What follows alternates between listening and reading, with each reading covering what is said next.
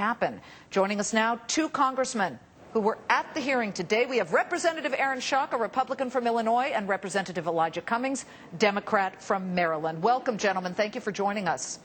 Good to be with you. Thanks for having us on. Representative Cummings, what did you glean from the show today? I have to say show because it got pretty tough at times for Ben Bernanke. And what did you think about his testimony, including the part where he used that dreaded phrase, "I don't recall"?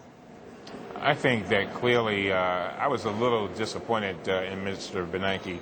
I had expected him to be more on the outside of what had gone on to a degree.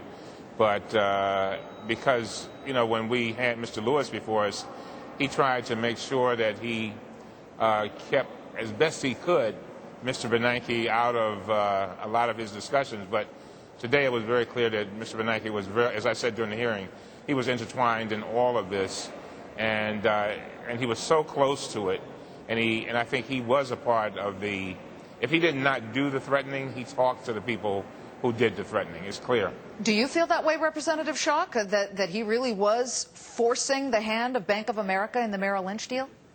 Well, look, let's go with what we have. We have two individuals who have testified before this committee under oath, both the chairman, former chairman of Bank of America, Mr. Lewis, who testified that he was pressured, Mr. Bernanke, who testified that he did not pressure him, and both of them are under oath. So clearly one of them is not telling the truth. But the fact of the matter is these folks were pressured. We have emails that detail such.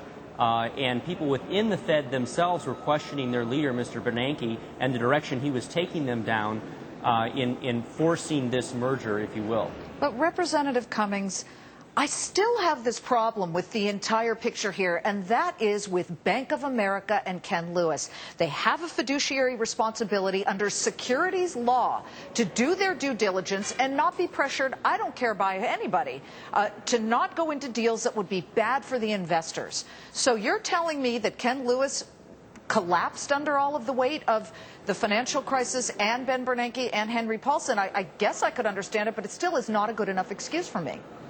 Yeah, I'm in agreement with you on there. Keep in mind that Mr. Lewis declared that there was an adverse condition, material adverse condition, which basically means that he had found out information that he thought he should have called the deal off. It was just that bad. And Mr. Bernanke came back and said, well, you know, I don't care what you think. I don't think it's an adverse condition. Well, you know, the problem with that is that Mr. Lewis had the fiduciary duty to disclose certain information. He had certain fiduciary duties to declare when there was an adverse condition. And then when certainly Mr. Bernanke comes along and Mr. Paulson comes along and says, you know, we don't think there is one, he suddenly collapses. I have a real problem with that. I think he should have stood his ground. Yeah. And he had 19 years of experience, so he knew what he was doing, but he backed up.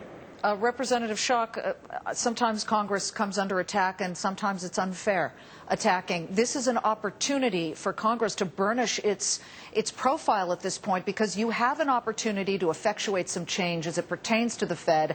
I'm not saying there should be some change, but if from where you sit there were an opportunity, what is it? Well, you make an excellent point. And as you see here, Mr. Cummings, a good friend of mine on the Democratic side, I'm on the Republican side, there is bipartisan agreement that there were problems in what happened, that Congress does need to step up. There is a bill that is before the House now with over 200 co-sponsors, Republicans and Democrats alike, that will require audits, regular audits of the Federal Reserve, and this type of oversight to make sure that folks who are working for the taxpayers, who are working for the federal government, are not becoming intertwined in the private sector and enforcing deals that are not only not in the best interest of shareholders, but not in the best interest of taxpayers, and forcing those deals to occur. So this bill is moving forward. Is introduced by Mr. Ron Paul, and it's got over 200 co-sponsors in it, and I hope that it ultimately passes the House and provides that additional oversight that you and I both agree needs to happen. And Representative Cummings, this bipartisanship comes just at the time where President Obama is actually pushing to have the Fed have more powers. Is that appropriate at this time? Well, I think that we're going to have to see how that pans out. But I think I agree with Congressman Schock. We also have to have transparency. and no matter what we do. And keep in mind, Chairman Bernanke's term is about to be up. The president's got a crucial decision to make, and if powers are given to that organization, I think the president's going to have to decide who he wants there, and if it is Mr. Bernanke. Representative Schock, let's finish on this. Henry Paulson, the former Treasury Secretary, is about to come before your committee as well, and that's next month. What will you say to him?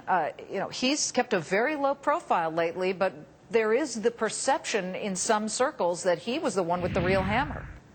Well, there's obviously going to be some very serious questions, tough questions by members of the committee, Republicans and Democrats alike, who expect some answers. And we've heard from two of the three parties who were intricately involved in this, Mr. Bernanke, Mr. Lewis.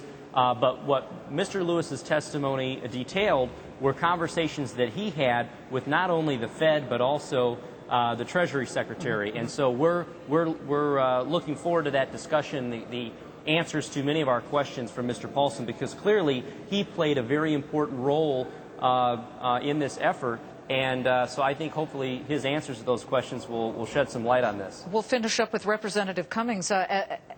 No matter what happens with Henry Paulson, the question is still about Ben Bernanke. Should he continue to be Fed chairman? Do you think he will hold his seat?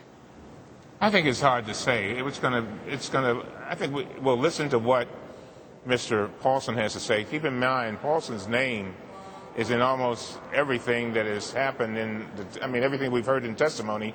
Paulson's name has come up. And so it's kind of hard to make a judgment call right now.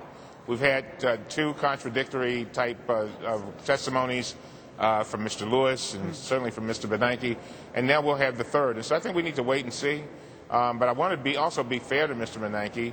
But I got to tell you, I started off the hearing feeling a lot better about him than I did by the end of the hearing. Yeah. And he disappointed me to a degree. All right. Welcome so much, gentlemen, to both of you for coming on Fox Business. Thank you so much. Thank you. Thank you. Representative Aaron Schock, Republican of Illinois, and Representative Elijah Cummings, Democrat of Maryland. We like